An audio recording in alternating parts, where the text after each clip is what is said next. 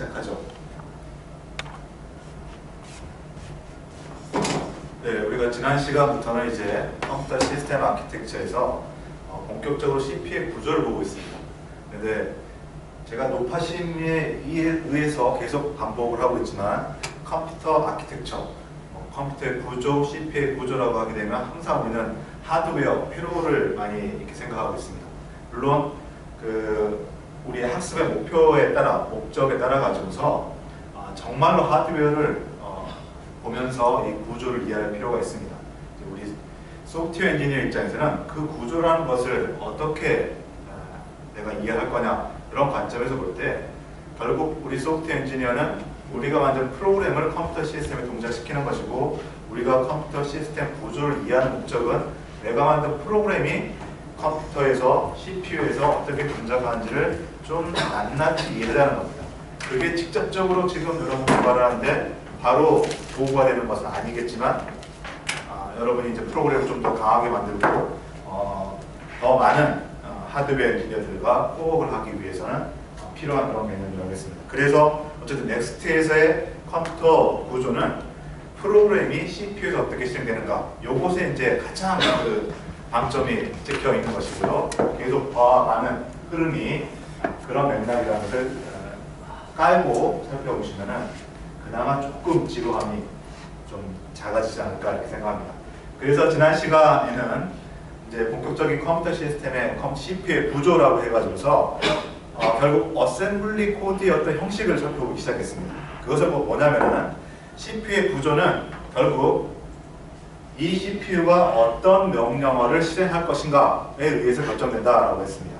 그리고 그것이 소프트웨어 엔지니어 입장에서는 그 명령어를 이제 구동시키는 실제 회로, 이런 것보다는 이 명령어가 CPU에 들어가서 어떤 식으로 동작하는가, 이걸 이해해야 된다라고 저는 얘기하고 있습니다.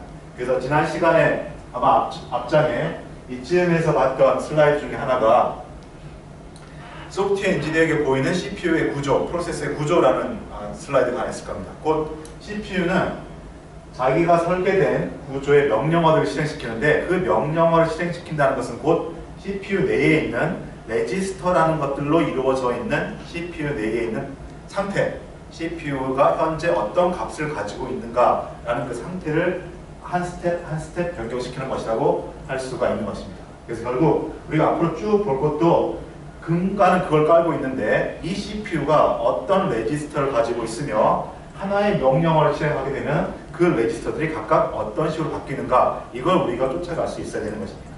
이제 그것을 그냥 블랙박스처럼 묶어놓으면 너무 어려운 것이 되니까 우리는 앞으로 배울 이런 이제 명령어, 즉 어셈블리, 기계어 코드의 실제 종류와 동작을 살펴보면서 어떤 명령어가 왜 레지스터 값을 그렇게 바꾸는 것을 이제 이해해 보는 것입니다. 그래서 어쨌든 근간은 인스트럭션 셋 아키텍처라는 것이 곧 논리적인 개념에서 CPU의 구조를 결정하는 것이고, 그 인스트럭션들이 어떻게 실행되느냐라는 것은 CPU 안에 들어있는 레지스터 값이 어떤 값을 현재 가지고 있는가, 즉 한 상태가 어떤 상태로 변경해 가는가를 이해하는 것이다 라는 것입니다.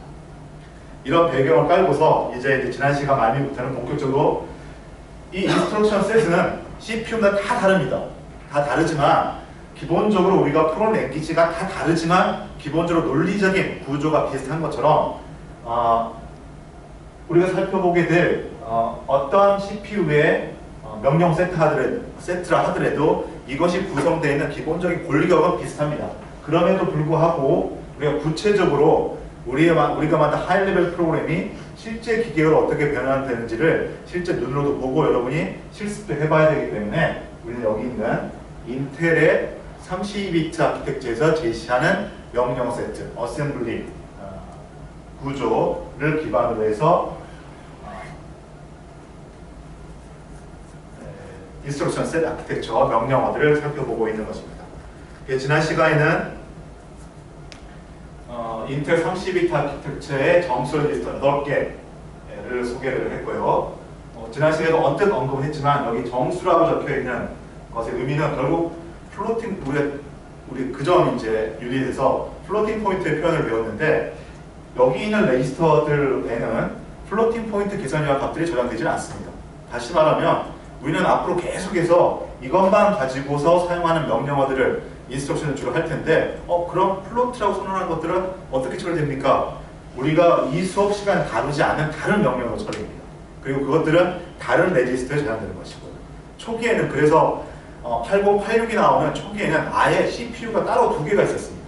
아예 겉에서 보기에는 칩이 8086 칩 하나, 8087 칩 하나. 그래서 8087에는 플로팅 포인트를 계산하는 CPU 하드웨어가 들어있고 8086에는 인텔 아키텍처 32T의 정수 계산이 함께 들어가 있는 형태였습니다. 그렇게 구성되어 있다는 것은 염두에 두고 그럼에도 불구하고 기본적인 어떤 인스트럭션 셋의 구조는 이 정수 레지스터를 기반으로 한 명령어로서도 충분히 감을 가질 수 있기 때문에 이것을 위주로 살펴보는 것입니다. 8개 레지스터 살펴봤을 거예요. 꽤 중요한 것입니다.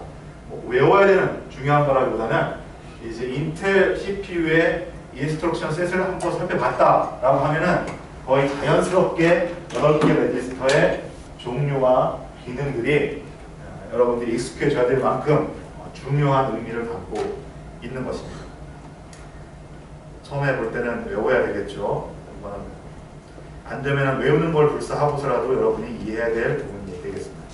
그 다음에 지난 시간 마무리 쪽에 이제 그래서 인텔은 그런 레지스터를 다루는 이제 명령어들이 쭉 나열되고 그 명령어들이 어떻게 프로그램으로서 표현되느냐라는 걸 살펴볼 텐데 그 전에 이 명령어의 기본 구조가 무엇인가 이렇게 봤습니다. 프로그램 랭귀지를 보면은 그 프로그램 랭귀지의 문법이라는 걸 배웁니다. 그래서 어떤 프로그램 랭귀지는 조금 하루 정도 배우면 다 이해되는 것들이 있고 어떤 것들 며칠 배워야 되는 것들이 있는데 이것이 어떻게 보면은 기계어 프로그램, 기계어 코드의 문법이라고 할 수 있습니다. 딱 하나밖에 없다는 거죠. 명령어와 그 명령어 다루는 데이터, 오퍼런드라고 하고 있습니다. 명령어는 앞으로 우리가 하나하나 이름을 들며가면서 이제 살펴볼 것이고요. 오퍼런드가 어떻게 되는지 구조를, 형식을 얘기하면서 인텔 아키텍처 명령의 어떤 형식을 지난 시간에 얘기했죠. 역시 계속해서 우리는 인텔 아키텍처를 얘기하는데 여러분이 혹시 저 안드로이드나 모바일 쪽에서 살펴보게 될 ARM, CPU도 이런 식의 기본적인 구조를 가지고 있습니다. CPU는 대부분이 아니라 제가 알고 있는 데서 전부 다가 복잡한 명령어 구조를 가지고 있는 게 아니고 명령어의 종류하고 이게 무슨 일을 하는데 이게 어떤 것을 가지고 일을 하느냐, 어떤 데이터를 가지고 일을 하느냐 거의 다 이런 식입니다. 단 CPU 아키텍처 종류에 따라서 명령에 따라서 이게 이렇게 두 개가 있을 수도 있고 하나가 있을 수도 있고 ARM 같은 경우에는 세 개가 있을 수도 있고 이런 것들이 조금 이제 인스트럭션 셋의 설계 방식에 따라서 약간 달라지는 것이지 기본 개념은 이런 식으로 구성이 되어 있습니다. 그래서 지금 계속 집중적으로 인텔을 보고 있으니까 인텔 거에 대해서는 우리 수업을 통해서는 좀 확실하게 알 수 있도록 깊게 더 들어가고 있는 것입니다.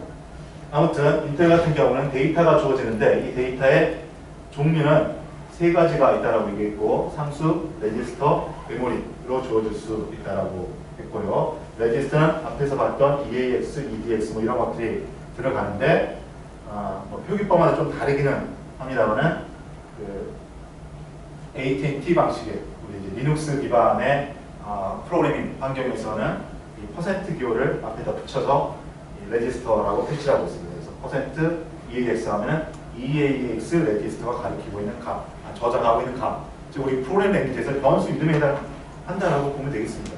변수 이름 치고 이게 변수 이름이지만 우리가 관심 있는 것은 이 변수에 저장되는 값이죠. 마찬가지로 이렇게 우리가 어디에인가 표시가 되어 있으면 EAX 레지스터에 들어있는 값이 되겠습니다. 그리고 메모리는 주소를 주든지 메모리는 주소로서 인덱스가 되기 때문에 주소를 주든지 혹은 간접 방식으로서 레지스터를 이용해서 참조할 수 있다고 했습니다. 그래서 이렇게 그냥 레지스터를 쓰게 되면 레지스터에 들어있는 값이고 이렇게 괄호를 묶어주게 되면은 레지스터에 들어있는 값이 가리키는 메모리 주소의 어떤 데이터 값, 메모리를 가리키는 그런 표현 방식입니다. 간접 주소 방식 또는 상수를 쓰되 달러 표시를 쓰지 않고 어떤 실제 숫자 값만 주게 된다면 우리 어셈블리 표현에서 주게 된다면 그것은 메모리 주소를 가리킨다. 이 정도를 지난 시간을 위해 살펴봤습니다. 그럼 바로 이어가지고 이제 그러면 실제 명령어는 어떤 조합의 인자들을 가질 수, 오퍼런드를 가질 수 있는가를 보여주고 있습니다. 그러니까 단순히 생각하면 세 가지 종류의 데이터가 있을 수 있기 때문에 소스의 세 가지, 데스티네이션 세 가지, 그래서 3, 3, 9, 9가지를 가질 수 있을 거다라고 계산해 볼 수 있는데, 이것 중에서 상수 이미디어트라고 하는 상수는 목적지의 값으로서는 주어질 수가 없습니다. 상수 값이기 때문에 뭔가 계산해가지고 상수 이쪽 데스티네이션에 저장을 해야 되니까 이거는 저장되는 값이 아니고 변경되는 값이 아니죠. 저장소가 아니죠. 어떤 값, 그 양만 나타내고 있기 때문에 이쪽 목적지에는 레지스터 혹은 여기다 저장할 수 있죠. 메모리 저장할 수 있습니다. 그래서 레지스터 혹은 메모리만 쓸 수가 있습니다. 그러면은 여기 세 가지, 여기 두 가지에서 또 6가지가 될 수 있을 것 같은데 6가지가 아니라 실제로는 하나, 둘, 셋, 넷, 5가지만 쓸 수 있습니다. 그 이유는 소스가 메모리인 경우에 데스티네이션 목적지는 반드시 레지스터만 올 수 있습니다. 즉, 이거 이렇게 하니까 좀 복잡, 이상한 룰 같은데 여기 소스와 데스티네이션이 모두 메모리인 연산은 지원하지 않는다는 겁니다. 이건 어떤 법칙이 있어서 지원하지 않는 게 아니라 인텔 CPU가 그런 방식으로는 동작하지 않도록 설계됐습니다. 인텔 CPU 설계할 때 메모리에 있는 두 값을 가지고 와가지고 계산 결과를 다시 메모리에 저장하는 이런 식의 연산은 지원하지 않는 거죠. 혹시 이유가 뭘까요? 대략. 여러분 지금 수준에서 짐작해 볼 수 있는 이유입니다. 바로 저장하려면 무조건 CPU 내에서 처리를 해줘야 되는 거 아니에요?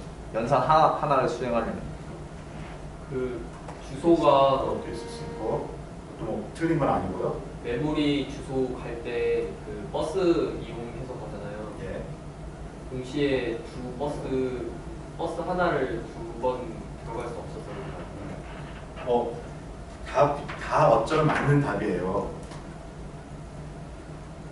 CPU와 여러분이 이런 걸 하면 여러분이 생각해 봄으로써 CPU 아키텍처에 여러분의 아이디어를 넣을 수 있는 겁니다. 정답이 없어요. 왜 그러냐면 이걸 제가 언급하면서 얘기했을 때 인텔 CPU를 설계한 사람이 그냥 그걸 안 한 거예요. 어떤 누가 하지 마라 또는 뭐 어떤 수학적인 법칙에서 그럴 때가 아니라 다 이유가 될 수 있는 것입니다. 결국 이런 관계에 의해서 메모리에 있는 명령이나 데이터를 가져다가 해야 되는데 성진이가 얘기했던 것처럼 원래 CPU는 가져와가지고 레지스터에 있는 것들로 계산하는 거 아닙니까? 이렇게 하도록 자기가 아예 CPU 설계하는 원칙을 세웠다면 내 CPU는 메모리에 있는 걸 바로 계산하는 게 아니라 CPU에 있는 걸 가져와서 계산해야 된다 라고 원칙을 세우고 CPU를 설계했다는 그런 겁니다. 그 대표적인 게 그것을 고지고대로 쫓아가는 게 리스크 CPU입니다. 리스크 계열, 이런 것들. 이런 놈들은 메모리에 있는 값을 바로 계산을 절대 안 합니다. 하나들 두 개를 항상 가져와가지고 레지스터와 레지스터끼리 더하거나 빼거나 뭐 이런 거는 그런 원칙이 하나 있을 수 있고, 또 마찬가지로 여기 메모리에 만약에 이 소스나 데스티네이션이 두 개가 메모리다.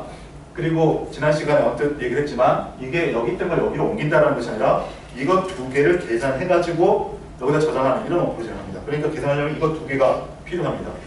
메모리가 두 개라면 얘도 가져오고 여기 있는 것도 가져오고 여기 있는 것도 가져오고 마치 동시에 메모리에서 두 개를 가져와야 되는 것처럼 보입니다. 그렇게 만약에 허용한다면 그렇게 하든지 아니면 하나를 가져오고 이게 다 가져온 다음에 같은 통로로 또 하나를 가져오고 이렇게 됩니다.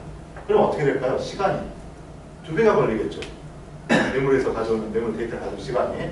그래서 사실 제가 정답처럼 얘기하려고 했지만 여러분의 의견들이 이렇게 나온 것처럼 이건 어떤 정답이 있는 것이 아니라 내가 이런 철학으로 설계했거나 아니면은 제가 얘기하고 싶었던 답은 이거였습니다. 메모리 두 개 다 메모리에서 가져오려면은 시간이 많이 걸리고 이 회로가 복잡해집니다. 메모리를 두 번 액세스해야 되고 또 여기 안에서 메모리 값을 어떤 특별한 레지스터를 사용하지 않으면서 임시로 저장하지 않으면서 여기에 온 값을 처리해야 되기 때문에 저장은 안 하지만 뭔가 두 값을 계속 유지할 수 있는 회로가 필요합니다. 그래서 회로가 좀 복잡해집니다. 그래서 인텔 CPU 같은 경우는 메모리와 메모리를 동시에 두 개를 동시에 계산하는 명령어는 지원하지 않는 거죠. 이거는 여러분 지금 그 얘기한 대로 이런 이유 때문에 이렇게 됐다라고 외울 필요가 없습니다. CPU가 그런 특성들이기 때문에 그렇다라는 겁니다.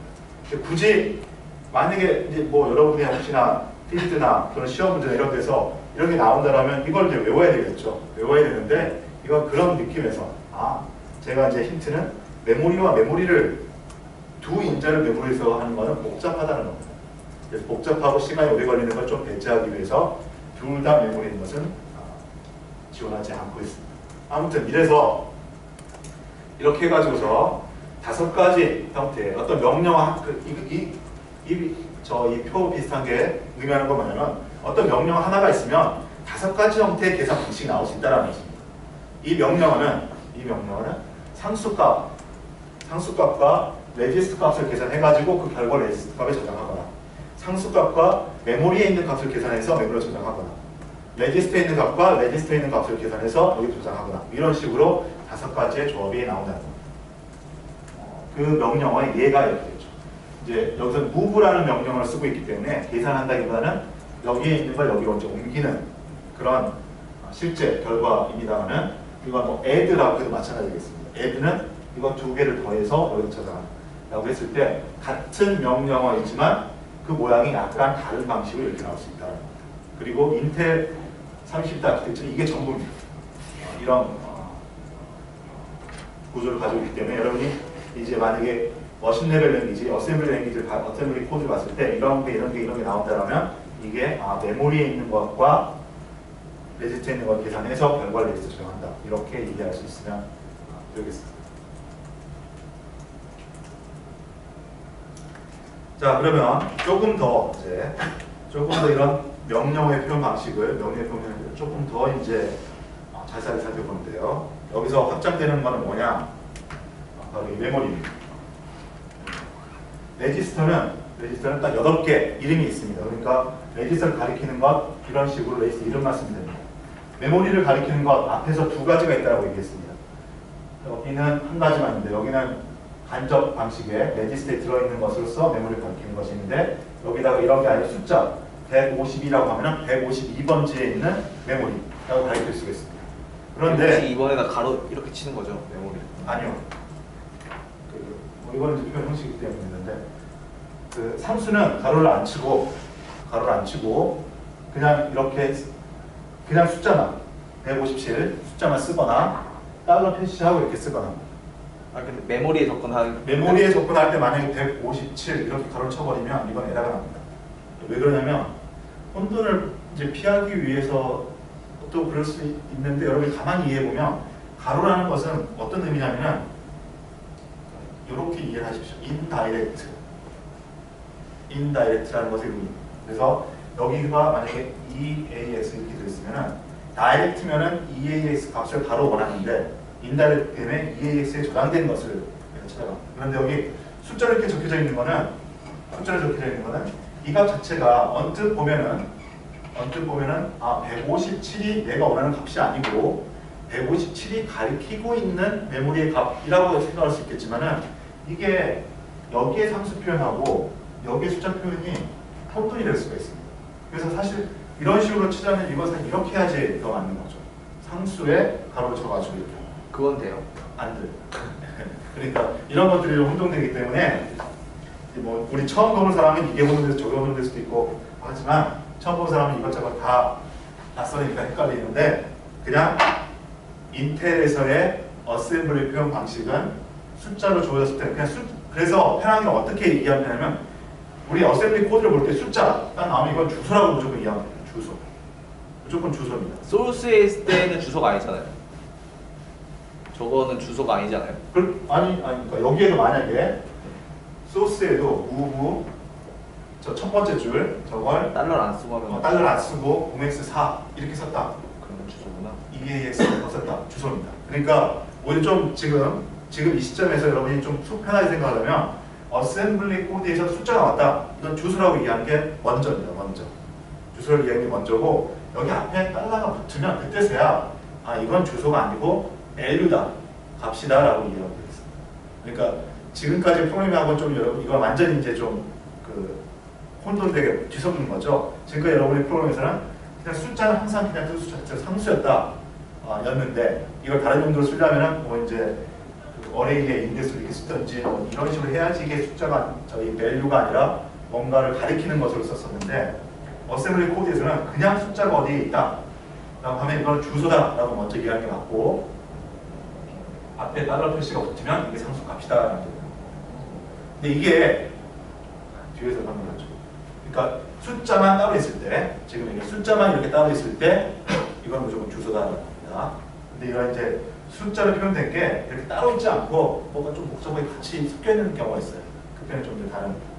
아무튼 지금 성수가 가리키는 번지에 있는 값을 가져오려면 어떻게 해야 돼요?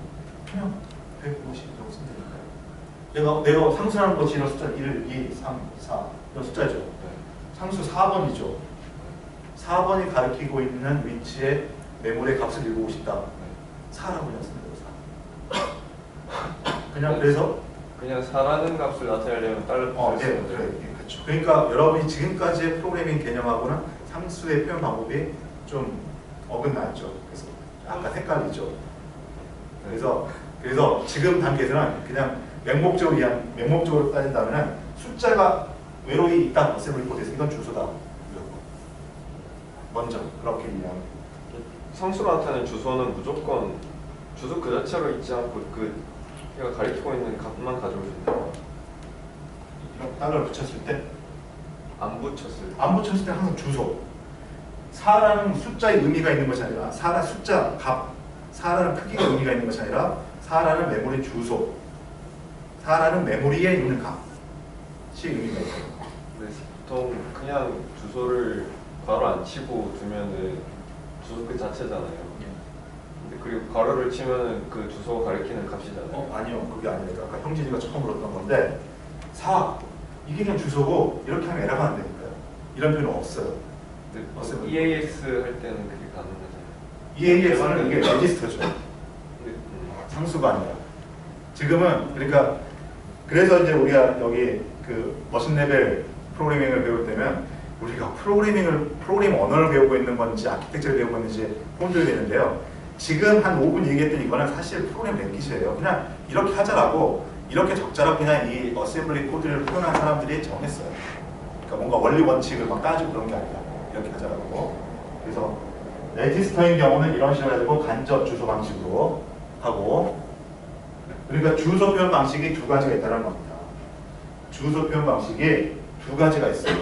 직접 표현 방식이 있고 간접 표현 방식이 있고, 직접 표현 방식은 그냥 숫자를 주소 번호를 딱 주는 겁니다. 주소 번호. 예. 주소 레지스터 뭐 이런 거 안 하고.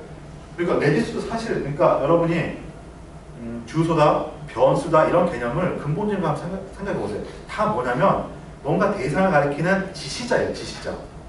변수도 그렇고 이 레지스터 이름도 그렇고 숫자가 있어가지고 좀 특이한 것 같지만 그 숫자로서 어딘가를 가리키는 지시자인 거예요.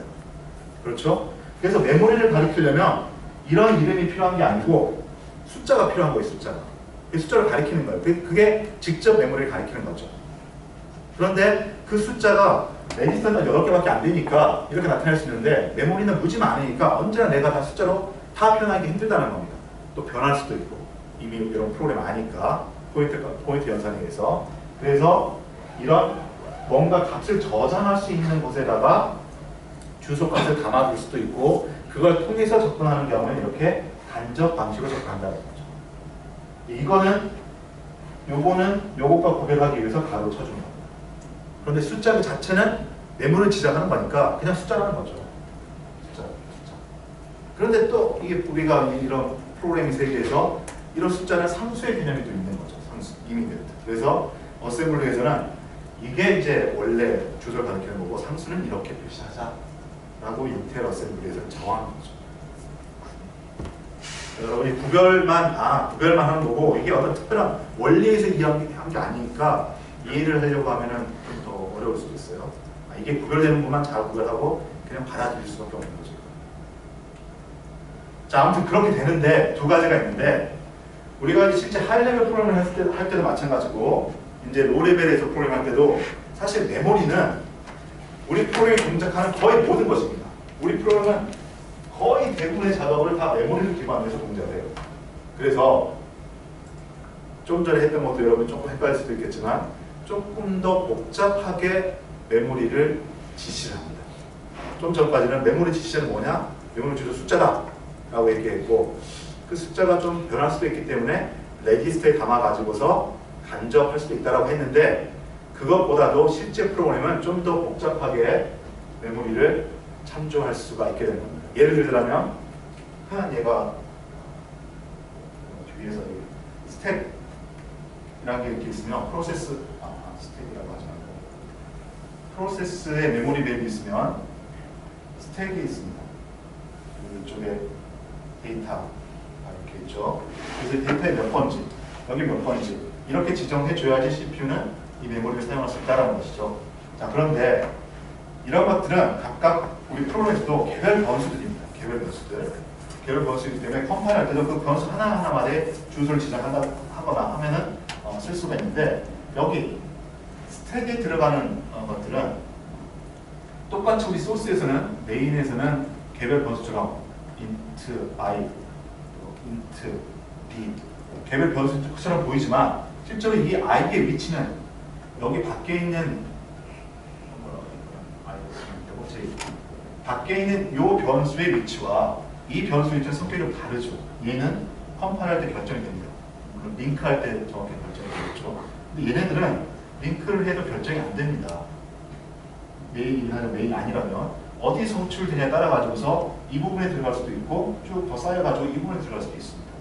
그래서 이런 로컬 스택이 들어가는 변수들은 바로 주소를 이렇게 지정할 수가 없습니다. 하기가 어렵습니다. 그런데 어쨌든 CPU에서는 좀 전에 봤던 그런 방식으로 메모리 이거는 OS가, 여러분 이미 배웠지만 OS가 프로세스 실행을 아주 효과적으로 하기 위해서 만든 것일 뿐이에요. 프로세스는 이거 몰라요. 프로세스 모르기 때문에 CPU 명령어들은 직접적인 주소를 줘야만 합니다. 자, 그런데 이런 것들은 그렇게 변할 수 있기 때문에 우리 프로그램을 컴파일할 때 기계의 명령에다 바로 이렇게 지정해 넣을 수가 없어요. 그래서 어떤 식으로 보통 하냐? 내 이 펑션 1이다. 펑션 1이라는 함수가 이렇게 있다라고 하면 펑션 1이 처음에 여기서 호출될 수도 있고 몇 번 다른 것들이 호출되고 여기서 호출될 수도 있고, 그럼 펑션 1에 호출된 위치는 알 수가 있습니다. 실행 중에. 그리고서 이것을 어떻게 하냐? 상대 주소를 표현하는 거죠. 펑션 1의 첫 번째, 0번째, 펑션 1의 4바이트니까 4바이트째 이런 식으로 표시할 수 있다는 거죠. 이럴 때는 주소를 어떻게 표현하는 게 좀 더 편리하냐면, 변하는 거니까 이 시작 주소를 변하는 거니까 역시 직접 주소로서 직접 지정하지 못하고 레지스터를 통해서 지정합니다. 간접적으로 레지스터를 통해 지정하는데, 이것을 매 변수마다 다 저렇게 여러 가지 레지스터를 쓰는 게 아니라 여기 레지스터에는 스택의 첫 위치, 이 펑션의 스택의 위치만 값을 넣어놓고 여기로부터 0바이트, 여기로부터 4바이트, 여기로부터 8바이트 이런 식으로 지정하면은 스택에 들어가 있는 메모리 이 변수들은 좀 더 편리하게 사용할 수 있게 된다는 거죠. 그래서 컴파일러가 좀 더 간단한 코드를 만들 수 있게 됩니다. 자, 이런 등등 해가지고서 메모리에 있는 주소를 지정하는데, 기본적으로는 주소 값을 직접 주느냐, 레지스터를 통해 가지고 간접적으로 하느냐, 이 두 가지가 있지만 또 간접적으로 하더라도 좀 더 복잡한 방식으로 메모리를 지정하면은 프로그램 실행이 좀 더 편리하게 된다, 효과가 된다는 거예요. 그래서 또 나눠진 게 간접 주소 방식인데도 이렇게 간단한 거, 일반적으로 심플형이라고 단순형이라고 해야 되겠죠. 단순하게 레지스터 하나만 주고 가로를 쳐가지고 그 레지스터로 간접으로 액세스할 수 있는 메모리, 또는 이렇게 표현할 수 있습니다. 변형이라고 디스플레이스먼트, 옵셋 뭐 이렇게 표현하는데, 레지스터로 주어진 값이 있습니다. 즉, 이 경우 예를 들자면 이 스택 프레임의 첫 번째 주소, 이걸 레지스터로 줍니다. 고정을 시켜놓고 그 다음에 각각의 변수에 대해서는 이것만 변경시켜주는 거죠.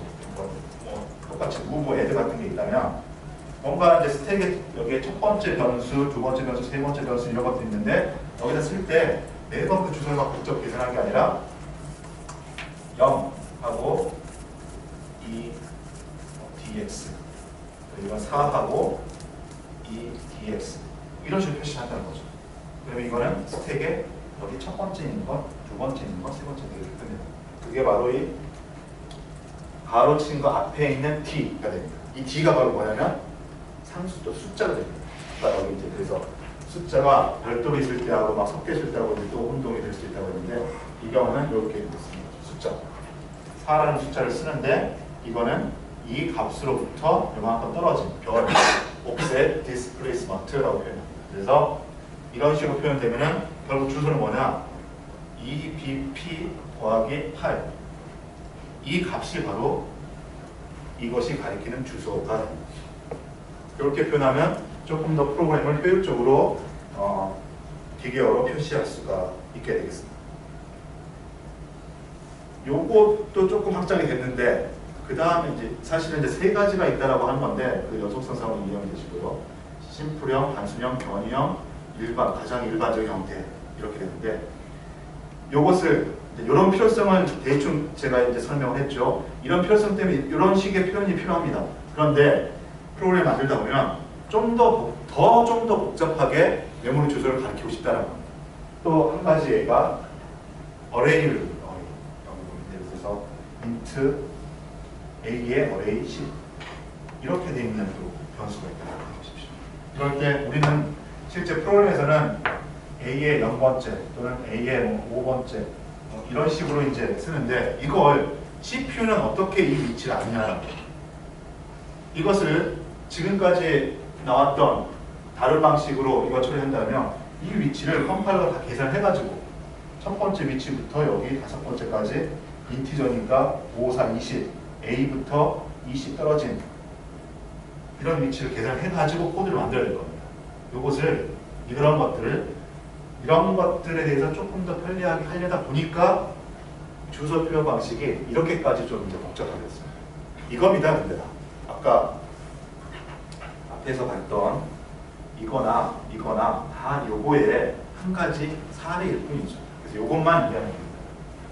요것이 바로 뭐냐면 결국 이 메모리에서 메모리 주소를 가리키는 직접 주소를 가리킬 수 있고 간접적으로 가리킬 수 있다고 하는데 그 간접적으로 가리키는 것의 가장 일반적인 형태입니다. 다 다른 것들 다 이것이 한 가지일 뿐이죠. 이렇게 표시하면은 일반적인 프로그램 로직에서 메모리를 가리키는 대부분의 자료 구조는 표현할 수 있겠다라는 것입니다.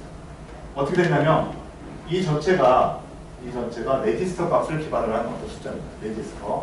레지스터로서 뭔가 간접을 가리키는 거고 디스플레이스먼트, 옵셋이 주어집니다. 근데 그 레지스터 값이 하나 레지스터 값으로 이루어지는 게 아니라 베이스, 인덱스, 그리고 스케일 이렇게 표현되겠습니다.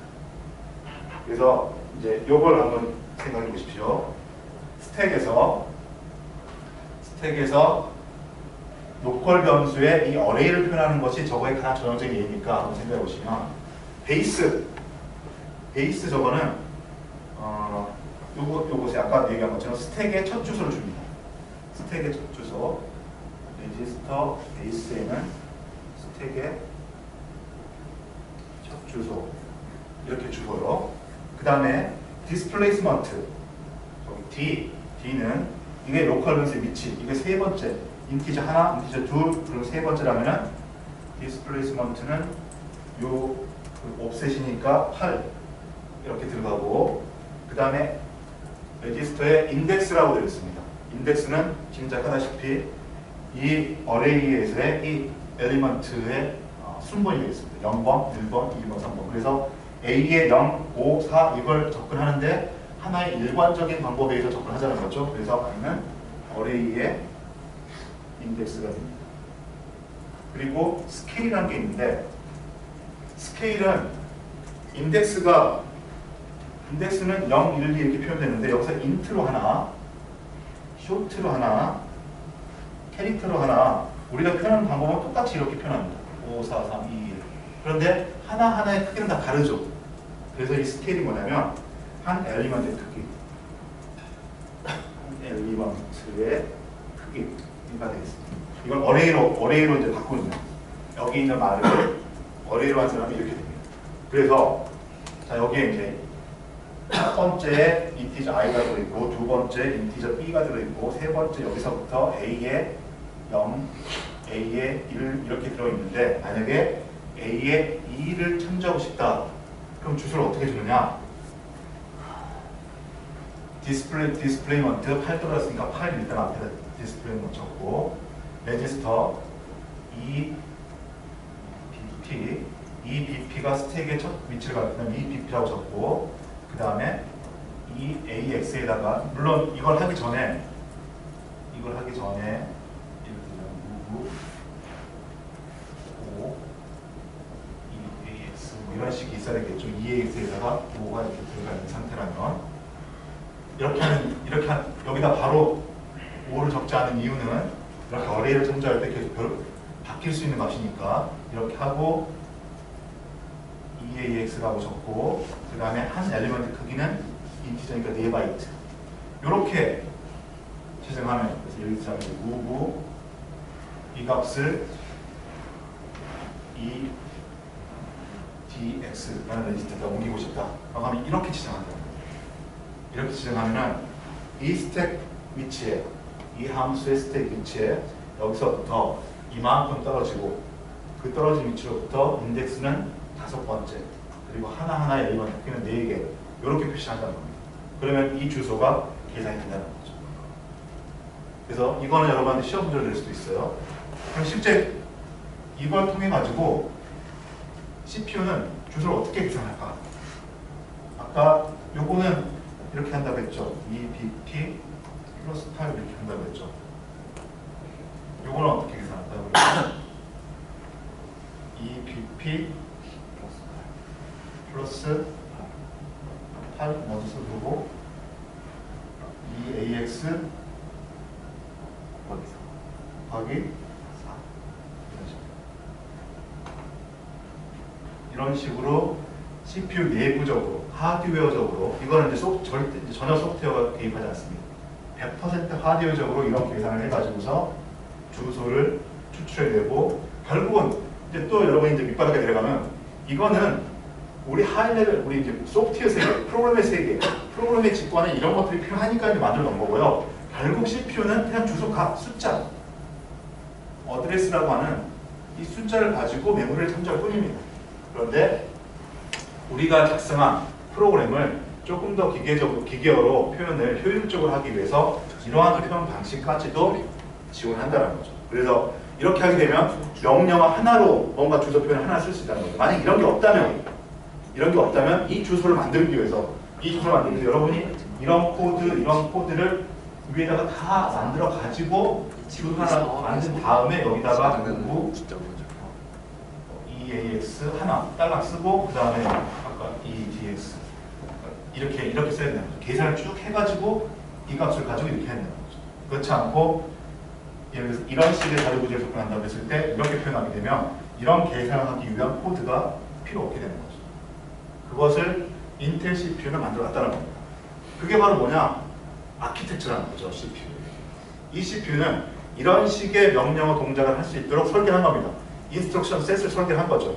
그거에 맞게끔 회로를 구성하는 거, 마이크로 아키텍처를 구성하는 거, 그거의 결과물이 곧 CPU가 되는 거죠. 이런 게 아키텍처의 발전 과정입니다. 근데 이제 소프트웨어 엔지니어 입장에서는 최종적으로 뭐만 이해하면 되냐? 인텔 CPU에서는 메모리를 표시할 때 이렇게 할 수 있겠다. 이것만 이해하면 됩니다. 그런데 이제 이게 프로그램 랭귀지를 이해하는 것이 아니라 CPU를 이해한다는 것을 강조하기 위해서 그런 과정을 통해 가지고 CPU를 만들어줍니다. 모든 CPU 이러지 않습니다. 인텔은 이렇게 설계를 해서 이렇게 하고 싶기 때문에 이렇게 한 겁니다. ARM 같은 경우는 이렇게 안 되어 있습니다. 훨씬 더 간단합니다. 주소 표현 방법. 대신에 명령어 개수는 좀 더 많아질 수가 있게 됩니다. 선생님 궁금한 게 저기 D 옆에 1, 2, 4바이트가 쓰여 있는 거 D에 대해 가지고서 1, 2, 4바이트라고 이렇게 적혀져 있죠. 네. 요거는 이제 또 컨벤션에 해당하는 부분들인데요. 얼라이먼 정렬에 해당합니다. 그래서 이 뜻의 의미는 예를 들어 3 디스플레이스먼트에 3을 쓸 수 없다라는 것으로서 우리가 이거는 거꾸로 유추해서 얘기할 수 있는 겁니다. 여기에 그냥 떨어진 거라고 이렇게 얘기를 했는데 언뜻 보면 그냥 1, 2, 3, 4 아무런 자연수 값이나 다 넣을 수 자연수나 정수, 마이너스까지 넣을 수 있는 것처럼 보이지만 CPU에서 지원하는 우리가 지난 시간에 봤던 것 중에 CPU에서 지원하는 데이터 타입의 크기가 1바이트짜리, 2바이트짜리, 4바이트짜리 혹은 플로팅 포인트 8바이트 이런 식으로 구성되기 때문에 CPU에서는 여기다 3을 적어버릴까? 아니에요.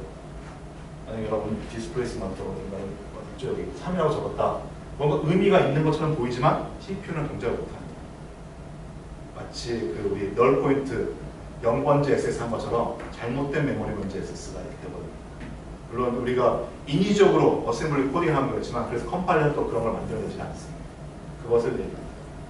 1, 2, 4바이트 표시된 거는 CPU가 처리할 수 있는 데이터의 크기가 1바이트, 2바이트, 4바이트 이런 식의 크기이기 때문에 디스플레이스먼트는 이 숫자만 온다는 뜻이 아니고 요것들의 멀티플이라는 거죠. 1의 멀티플이라고 해가지고 3. 제가 말하면 그냥 스스로 모순이 돼버렸는데 1의 멀티플 3 쓸 수 있네요. 설명하다 보니까 어거지로 그랬는데 그 캐릭터 이게 되죠. 이건 제가 틀렸습니다. 설명 틀렸는데 여기서 만약에 캐릭터 어레이를 쓰게 되면은 여기서 만약에 3번째, 5번째 이렇게 액세스 한다라고 하면은 여기도 오라고 쓸 수 있습니다. 제가 좀 전에는 이것의 의미를 강조하다 보니까 3은 올 수 없다라고 되어 있는데 제가 설명하다 모습이 되어버린 게 이것만 쓸 수 있는 게 아니고 여기는 이것들의 멀티플이 온다. 1의 n, 2의 n, 4의 n이 오는 게 맞습니다. 그래서 실제로는 3, 5 다 올 수 있습니다. 그리고 의미는 바로 그 외에서 이렇게 나온 거예요. 데이터 타입의 크기가, 데이터의 크기가, CPU가 다룰 수 있는 데이터 크기가 이런 것들이기 때문에 이렇게 표현되어 있습니다. 이거는 사실 여기서도 이렇게 나옵니다. 스케일에도 보면은 1, 2, 4, 8 이렇게 온다고 되어 있고 이거는 정확히 이것만 올 수 있는데 인텔 32비트에서는 이것의 m배가 아니라 스케일에는 이것만 올 수 있습니다. 1 혹은 2 혹은 4 혹은 8 여기는 3은 올 수가 없습니다. 스케일은 5 올 수 없습니다. 이 배율의 크기가 여러분이 이상한 자료 구조를 만들어 가지고 스트럭처를 만들어 가지고 바이트 캐릭터 3개짜리 뭐 이렇게 해가지고서 5바이트짜리 스트럭처를 만들어 가지고 이 스트럭처의 어레이로 이렇게 하면은 5바이트가 연속되어 있는 것처럼 생각될 수도 있겠지만 이 경우 실제 CPU에서는 5바이트가 절대 연속될 수가 없습니다. 이런 단위 2, 4, 8 단위 이런 식으로 예를 들자면 어떤 사이즈가 사이즈 오브 어떤 스트럭처 해보니까 5가 나왔다 라고 했을 때 실제 메모리에 5바이트 이렇게 들어가지가 않습니다. 이렇게 들어가지가 않고 이것도 역시 컴파일러에 따라서 조금 다르긴 한데 이게 4바이트씩 표치가 돼가지고 5바이트가 아니라 비어있는 3바이트 들어가고 다음 거 그 다음에 또 5바이트 이렇게 들어가고 비어있는 3바이트 이렇게 들어갈 수도 있고 2바이트 온라인이 가능하다면 여기 6바이트 5바이트 1바이트 비어있는 들어가고 6바이트째 또 5바이트 들어가고 이런 식으로 들어가고 이런 지금 얘기한 그런 것들은 그 컴퓨터 시스템에서의 주소의 정렬, 얼라이먼트라고 표현하는 용어가 되겠습니다. 요거는 역시 또 컴퓨터 아키텍처, 이 메모리 버스 아키텍처 관련이 있는데 이것들이 32비트라면 워드 단위만 움직이기 때문에 메모리를 내가 보기에는 바이트씩 다 쪼개져 있는 것처럼 보이지만 가져오는 단위가 항상 이렇게 4바이트 32비트 시스템이라면 4바이트씩 이렇게 가져오게 되어 있습니다. 그래서 어떤 메모리를 3바이트짜리 혹은 5바이트짜리를 채워두면은 언뜻 보면 메모리를 줄이는 것처럼 보이지만 가져올 때 어떨 때는 이렇게 중간에 걸쳐져 있는 거 아까 5바이트짜리 하더라도 처음 4바이트, 1바이트 쓰고 여기 3바이트, 뒤에 2바이트 이런 식으로 걸쳐져 있는 거 할 때는 이 자료구조 하나를 가져오기 위해서 얘와 얘를 이렇게 가져옵니다. 이런 문제들이 발생합니다. 그래서 주소를 어떤 워드 단위, 캐시의 블락 단위, 어떤 하드웨어가 동작하는 기본 단위로 정렬을 시키는 게 CPU의 기본적인 동작이 되겠습니다. 그런 맥락을 붙여가지고 이 배율은 이런 식의 값만 쓸 수가 있다는 거죠. 배율이라는 게 결국 데이터 타입의 크기가 되는 뭐 이건 용어니까 우리 인텔 아키텍처에서 이런 그 표현 방식을 얘기할 때 베이스, 인덱스, 스케일 이런 용어니까 스케일이라고 얘기하는 거고 한 엘리먼트의 크기. 그래서 이런 숫자까지 얘기하다 보니까 설명이 길어졌습니다만은 메모리를 그러니까 명령어, 기계어, 머신 레벨 그 명령어, 인스트럭션에서 주소를 이제 상수값이든 레지스터 값이든 메모리든 이렇게 이제 표현할 수 있다고 했는데 이 메모리를 가리키기 위해서 주소를 가리켜야 된다. 근데 항상 상수를 쓸 수 없고 주소 값을 쓸 수 없기 때문에 레지스터를 이용해가지고 간접으로 액세스할 수도 있고 또 실제 프로그래밍 동작하는 아주 흔한 경우들이 이렇게 스태그 기반을 한번 쓰러도 보니까 이런 옵셋이 필요하게 되면 옵셋을 써서 주소를 표현할 때 좀 더 명령어의 주소 표현이 단순해지는 이런 또 장점이 있고 또 다양한 자료 구조들을 조금 더 하이 레벨 랭귀지의 이런 자료 구조들을 기계어가 효율적으로 표현하기 위해서 확장을 하다 보니까 결국 주소 표현 방식은 주소의 간접 표현 방식은 최종적으로 이렇게까지 표현할 수 있다라는 거죠. 각각의 의미는 여기는 제가 여러분의 또 이제 설명을 위해서 이렇게 썼지만 절대로 항상 이렇지는 않습니다. 나중에 여러분이 우리 과제를 하면서도 코드를 보다 보면 이 디스플레이스먼트 이게 베이스 역할을 하는 경우도 있습니다. 이게 조금 의아하다고 생각할 수 있는데 스택의 이 위치를 이런 베이스 레지스터 주는 것이 아니라 이걸로 줄 수도 있습니다. 이걸로 주고 반대로 이 RB에다가 요만큼의 위치를 줄 수도 있고